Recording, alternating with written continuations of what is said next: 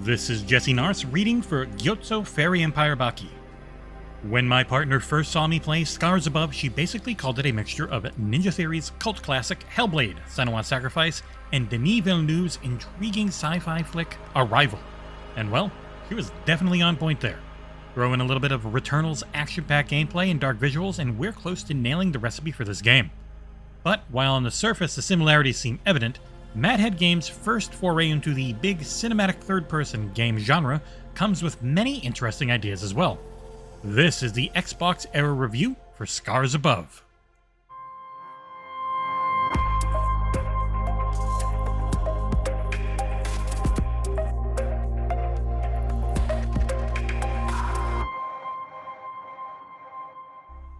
Scars Above falls into the camp of the cinematic third-person games punching up.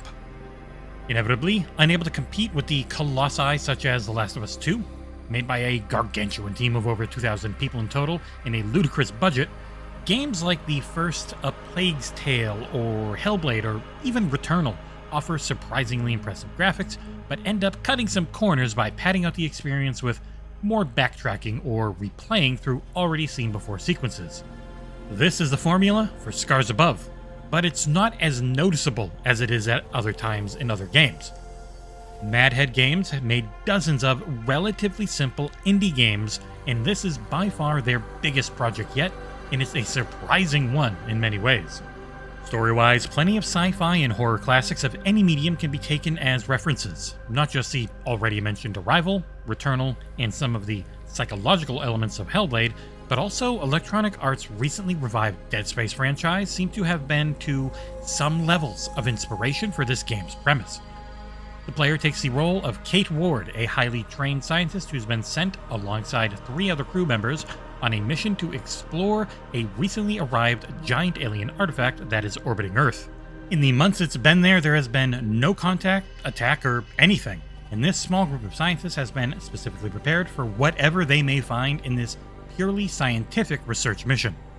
Those who know their sci-fi horror tropes already know what's up.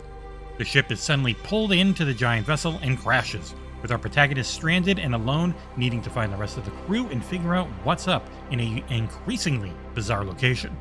To try and keep it spoiler-free, we won't dive too deep into the story and lore itself. Visually, there's a lot of brutalist alien architecture with a number of acute angles, triangle-shaped objects, including the giant alien artifact itself, with a lot of darkness to boot. It ends up being quite reminiscent of Returnal in its visual style. The alien microcosms effectively contain various biomes in itself, from lush if desolate vegetation, caverns, alien laboratories, and more. Thematically, the game dives into an increasingly interesting and esoteric plot filled with lore, though the main revelations and twists are things I saw sci-fi and horror media tackle before. I think the execution is commendable, even though the few talking characters in the game are about as generic and forgettable as they get, with very little in terms of backstory or outstanding personalities to boot. How does the game play? As you're watching this video, you've already seen glimpses of combat and exploration, and I'm glad to report that I get a pretty satisfying gameplay loop out of it all. Movement isn't insanely fast, but certainly the pace is higher and there's more room to maneuver than in your average Resident Evil or Dead Space title. And the combat is action-based, even if it's not excessively frantic in its pace. The player unlocks several elemental weapons that can be combined in a vast array of ways, even using the environment for further advantage. Wet enemies will be more susceptible to the shock-based weapons. Cold biome enemies are hard to freeze, but are usually vulnerable to fire, and patches of ice on water can be broken to let enemies fall into frozen traps, with the risk of ending there yourself. With a shooting mechanic that is pretty snappy and fast, though sometimes the optional auto-aim can make hitting certain spots a bit rough, the combat loop feels satisfying enough. And fighting is extremely prevalent, especially in the first half of the game. As the biomes become increasingly dark and twisted as we go towards the inside of the alien artifact, the once increasingly difficult and engaging combat gives more and more room to exploration and world building.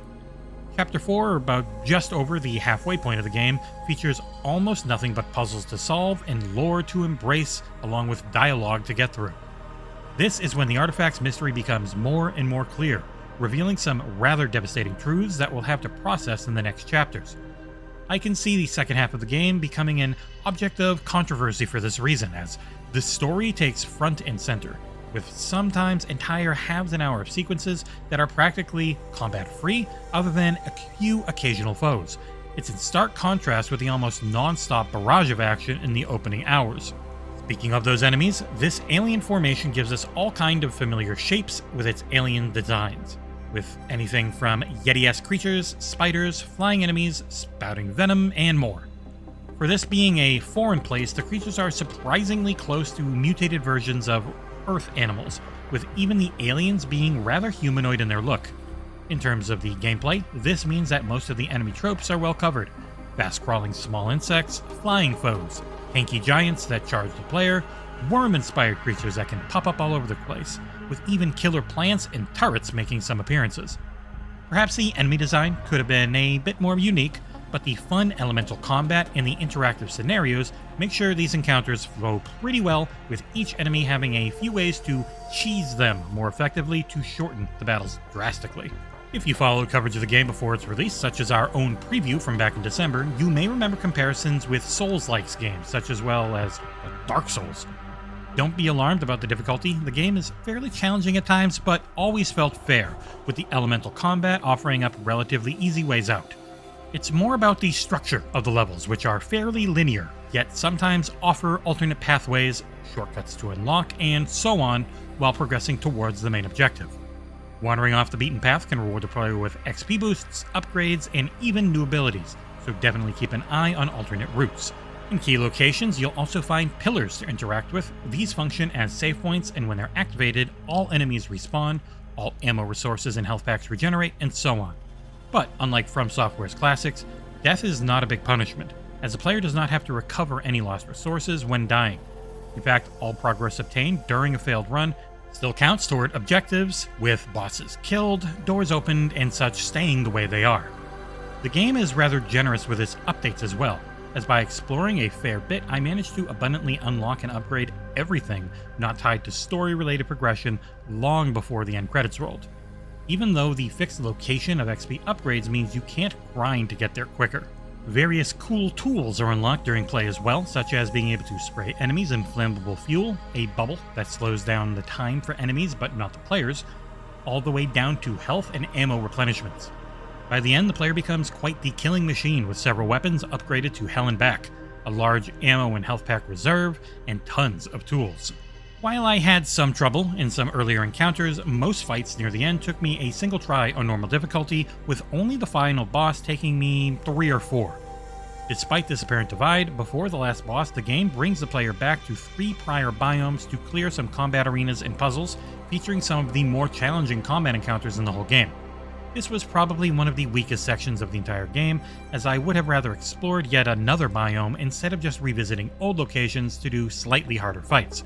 But overall, the difficulty is generally fair and balanced, though a few shortcomings do come up here and there. Those shortcomings are namely some puzzles. While most of them are rather straightforward, others require some rather obtuse thought processes.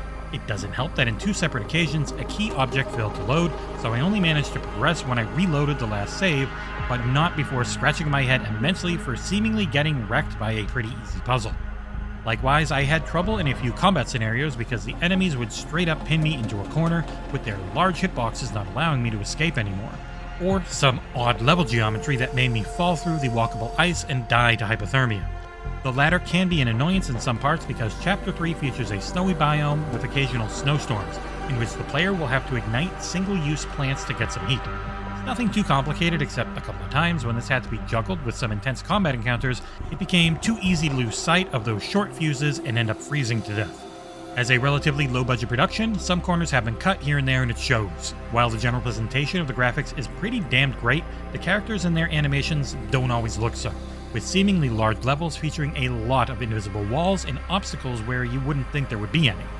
I noticed some occasionally questionable command inputs, with attempts at healing or other quick commands seemingly not working in certain conditions, alongside some rare framerate drops when an area in a particularly big and full of dense particles or combat encounter had become too overly chaotic.